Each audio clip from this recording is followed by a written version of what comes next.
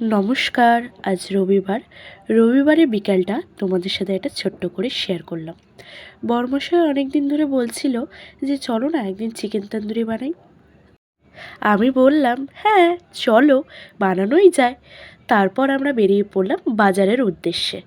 তো প্রথমেই আমরা চলে যাব মাংসের দোকানে। মাংসটা নিয়ে ওখান থেকে আমরা একটু যাব গ্রসারি কিনতে টুকিটাকি। তারপর এই যে যাচ্ছি, আমাদের বাড়ি থেকে বাজার 5 মিনিটের রাস্তা। এই যে কথা বলতে বলতে চলেও আসলাম মাংসের দোকানে।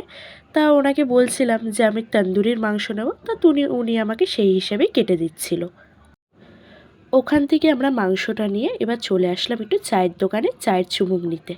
তারপর ওখান থেকে আমরা বেরিয়ে গেলাম একটু গ্রসারি কিনতে।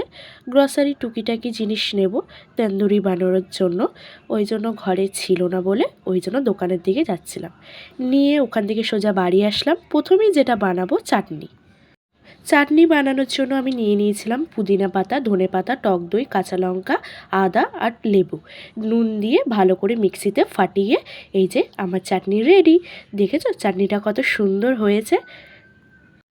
তারপর এদিকে আমি মাংসটা ম্যারিনেট করে রেখে দিয়েছি 1 ঘন্টার জন্য। দই, আদা রসুনের পেস্ট, কাঁচা লঙ্কা, তন্দুরি মশলা দিয়ে ম্যারিনেট করে রেখে দিয়েছিলাম।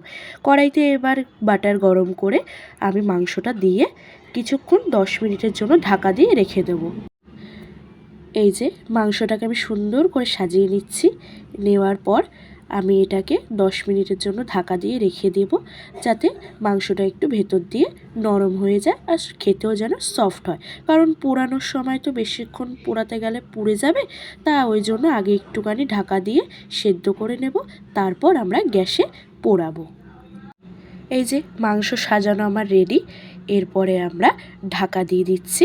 ঢাকা দিয়ে 10 মিনিট অপেক্ষা করব, যাতে একটু মাংসটা ভেতর দিয়ে নরম হয়ে যায়। এই যে ঢাকনা খুলে নিলাম। এই যে নরম হয়েও গেছে অনেকটা। এবার আমি মাংসটাকে এপাশ থেকে ওপাশ করে দেব, উল্টে পাল্টে দিয়ে এইবার আমি একটু কিছুক্ষণ অপেক্ষা করব, যাতে মাংসটা ভেতর দিয়ে নরম হয়ে যায় আর খেতেও যেন সফট হয়। পোড়ানোর সময় যাতে অল্প পুড়েই তারপরে যেন সবাইকে সার্ভ করতে পারি। বরমশাই খেতে চেয়েছে বলে কথা, বানাতে তো হবেই, তাই আমিও না করতে পারলাম না। এই যে রেডি আমার মাংস অর্ধেক সেদ্ধ। এইবার আমি একটা কয়েলকে পুড়িয়ে নিচ্ছি।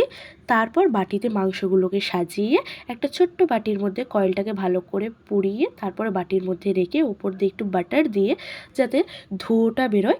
তারপর এই যে ধোঁয়া বেরোচ্ছে, এবার আমি ওপর দিয়ে ঢাকনা চাপা দিয়ে দেবো, যাতে স্মোকি ফ্লেভারটা পাওয়া যায় মাংসের সাথে।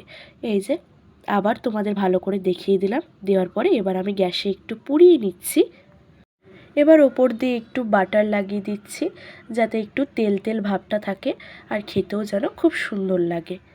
তারপর ভালো করে এপাশ ওপাশ করে আমি ভালো করে পুড়িয়ে নিলাম গ্যাসের মধ্যে। 2-3 মিনিট ধরে হালকা আছে পুড়িয়ে নিলেই রেডি আমার তন্দুরি। তা আমি আগে থেকে শসা পেঁয়াজ সব কেটে রেখেছিলাম।